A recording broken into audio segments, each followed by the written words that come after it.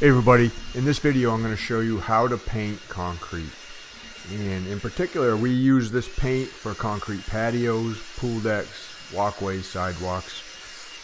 So what we do normally is, the first thing we do is we'll pressure wash the concrete to get it all clean. And then we'll do any patching. If we got to patch some spalling or some cracks or anything like that, we'll get those all patched up with our patch material. I'll show you what we use at the end of the video. And then so we let that dry out. If we pressure wash it, we do that the day before, then we let it dry out. So when we show up the next day, this is what we start doing. I got that little DeWalt battery blower, which is awesome. I'll have that thing down in the description for you guys to check out. And we'll just blow off any residual dust or leaves or debris or anything like that to get the concrete clean. You can see the little bit of dust that T is blowing off just from one night. Now we're just doing that back patio and the step. We're not doing the concrete pool deck. So we're going to paint just the patio and the step. So what I'm doing is I got my little mixing station ready, and I got my concrete paint. Now I'm using what's called, it's an acrylic concrete waterproofing paint called Conflex, and I get it at Sherwin-Williams. Now there's other brands out there that are similar. I'll have some brands down in the description below so you can check them out and decide if there's one near you. You could use that one. But this stuff comes in multiple different colors, and I like the lighter colors myself better than the darker colors just because they reflect the sun. They don't get too hot. But I just start mixing it up right in the can, and then I pour it in I'm using an 18-inch roller for this, for doing most of it. I got a 4-inch roller and a brush also we'll be using to cut in the edges, but most of it's done with an 18-inch roller. I like either using a 1/2-inch nap or 3/4-inch nap for my roller. And it's going to kind of depend on, the porosity of the concrete, how rough the concrete is. Now this patio we're doing right here had a light broom finish on it. So it wasn't too rough, in my opinion. It wasn't too rough. It was a fairly smooth broom finish. So what I'm doing right now is we're going to cut in our edges. So I'll give, T and I will have a brush, and we got that 4-inch roller. We'll get our edges all cut in. You can see how we patched around those 4x4 pressure treated columns there. We had to do some patching around those. That's pretty much it for patching on this. It was in pretty good shape. It was just a little moldy and mildewy looking, and it had some rust stains on it, and just was a little weathered. So the homeowner just wanted to give it a new face, a new color, and that's why we're here, just to give it a good paint. Now we put 2 coats of this stuff on. So the first coat goes on right around 100 square feet a gallon. And then the second coat goes on relatively easy. We can get about 200 square feet a gallon out of the second coat. So we'll be doing 2 coats on this today. And you can see once we get all the edges, it's kind of a grayish color too. There's a bunch of different grays they used, or you can get mixed. But this one, I believe it was called Intellectual Gray for one of the Sherwin-Williams colors. And I'm just using that 4-inch roller. This stuff bonds really, really good. For a concrete waterproofing paint, it has a very high adhesion rate if the concrete's prepared properly. We've had good luck with it. I even put this on my basketball court, and it's held up really well. It's been on there 5 or 6 years. So the concrete paint bonds really good to a patio like this. You can see how it's turning it nice and gray. And you can cut all your edges in advance. It doesn't matter if they dry a little bit and then you go over it with the wet like I'm doing right now. It's all going to dry the same color. That was a pretty cool thing about this too. So you could have someone go in and get all the edges cut in and then come right back and roll over it like I'm doing right now. You can see when I dip and roll in there, I don't get a big area done every time. I'm trying to get really good coverage. So I get my roller all dipped and saturated with the paint, and then I might go, like 4 feet by 4 feet, 5 feet by 4 feet, something like that. with one roll before I got to dip it again. So I'm not trying to thin it out or anything like that. I'm not trying to stretch it. I'm just trying to get good coverage on this first coat.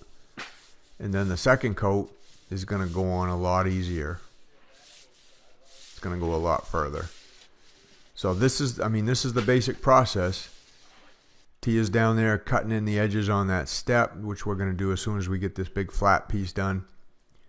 This patio is about 40 by 12, 42 by 12, something like that. So once you need more paint, you just go out and mix up a little bit more, dump it in, and then just keep going. Luckily today, we were in the shade today. It was kind of cool. It was probably in the 60s in the shade, so we weren't in any big hurry.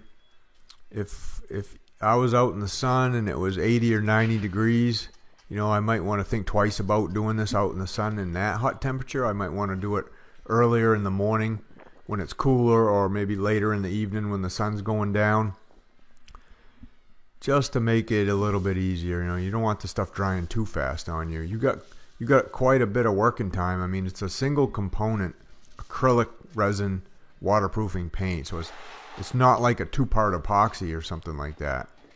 So you got quite a bit of time to work with this stuff in the bucket. Hour. You got at least an hour. If you're that slow, if you can't get a couple gallons done in an hour, maybe you ought to hire it out. But this is definitely something you can do yourself with this type of paint. You just want to keep moving slow and steady, and then it dries really fast once you get it down. Like when I got done going this patio part, the top flat part, and then I'm going to go down and help Tia on that step. I don't know how I didn't really time myself, but it probably took me about 30 minutes to do the top part. Another 10 minutes to do the step. It was ready for me to go right back on and start the second coat. I didn't have to wait at all.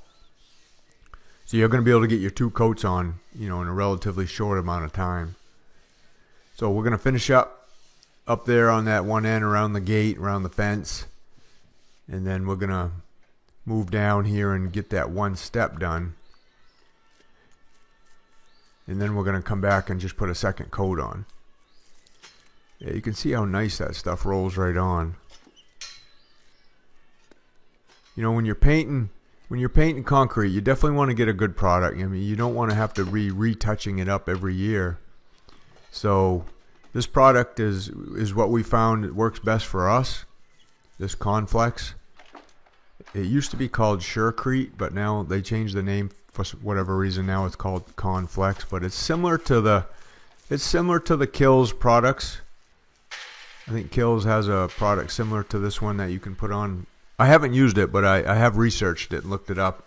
They do have a product very similar to this. It's a waterproofing type acrylic resin paint. So I'll have links for those down in the description there. You can check them out after the video. But you can see the 18-inch roller is really key. It allows you to cover quite a bit of area. And you don't really get roller lines with this stuff either. If you roll it on fairly even, it does dry a really nice consistent color. So I've never had any trouble with roller lines, as long as I'm rolling everything out flat and not leaving a thick line. Yeah, the face of this thing was probably the most difficult. We were trying to cut in that edge down there by the pool deck without getting any on the pool deck. So I grabbed the paintbrush and did the cutting, and Tia did the rolling so we could get that face done. And that's the first coat. So we got to come back and put a second coat on. We don't just do one coat. Now you can see how nice that looks after the first coat. Now the second coat here, like I said, it just kind of glides right on because everything's pretty much all sealed up now.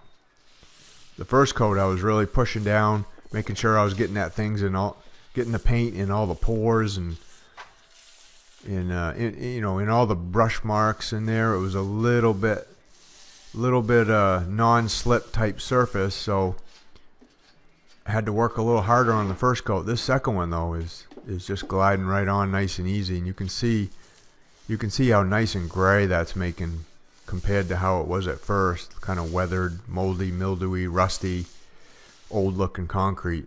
It makes it look like brand new again. So you could do this, you can do this around the pool. They even have a texture, a non-slip aggregate they can put in this type of paint. And that's what I put on my basketball court, and it works really well. It definitely makes it less slippery when it's wet.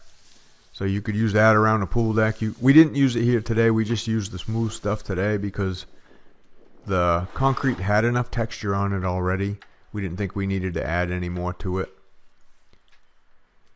I think the smooth paint texture goes on just a little bit easier if I was rolling than the stuff with the non-slip in it, but they both go on pretty easy. You can see how much area I'm covering. Tia's back down there doing the face of the steps, so we can get both these things done and get out of here today. We're going to get that. The second coat probably went on twice as fast as the first coat as far as the timing goes. It definitely, two people make this go real fast. If you can get one person helping you cut in your edges, and then a second person just doing the most of the rolling and the mixing of the paint, then you're going to get quite a bit of area done in a relatively short amount of time. We were probably here a total from start to finish, maybe 2 hours putting all this on a nice day. So it wasn't really a ton of time involved. It's just a matter of using the right product and knowing how to apply it, how thick to put it on, how much coverage you're going to get. And those are the basic keys when you paint concrete.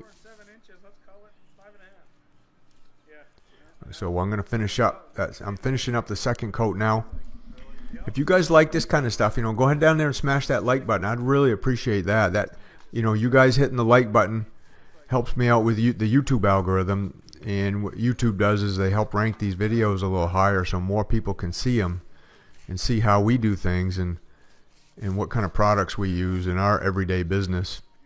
If you don't know me, if this is your first time watching me, my name's Mike Day. I own Day's Concrete Floors. We specialize in all types of concrete flatwork. We pour a lot of concrete. We do stamped concrete. We do staining.